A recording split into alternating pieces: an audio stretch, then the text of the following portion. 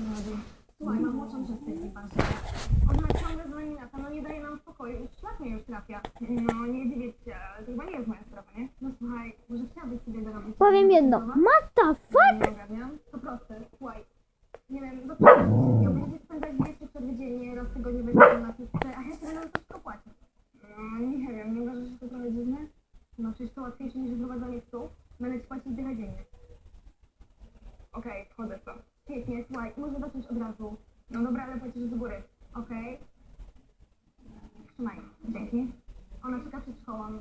Antek, idziemy, chodź. Ta Sabina spadła mi z nieba. To rozwiąże wszystkie moje problemy. Jak Julka będzie myślała, że ma prawdziwą przyjaciółkę z liceum, To jest zbyt pierdolone, powiem. Będę miała święty spokój. Dobra. Postępuj, zaprzyjaźnij się z Sabiną. Daj wam oglądać. Zabrała siostrę do galerii handlowej.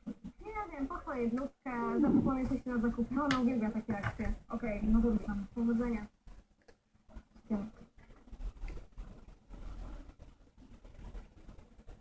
Myślę, że jej się uda. Powiem, że tak. Wow, ale masz super bluzkę. Gdzie kupiłaś? Wiesz co, dostałam skórki, ale widziałam takie w galerii. Ej, po prostu sam. Super się ubierasz. Dzięki. Ej, słuchaj, bo ja mam sprawę. Kompletnie się nie znam na modzie. Moja koleżanka ma 18 w weekend i wybrałam się do galerii, żeby coś kupić. Może pomogłabyś mi?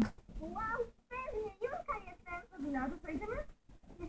Przepraszam, ale to mój pies, który mi przeszkadza. To chodź. Okej, czeka na inny szok. Od razu kupiłam moją bajeczkę o bluzce. Pójdę z nią, połazimy trochę po galerii, przecież nic tak nie integruje jak wspólne zakupy. Coś czuję, że to będzie łatwe. LOL? Wow, malowna, Powiem jedno.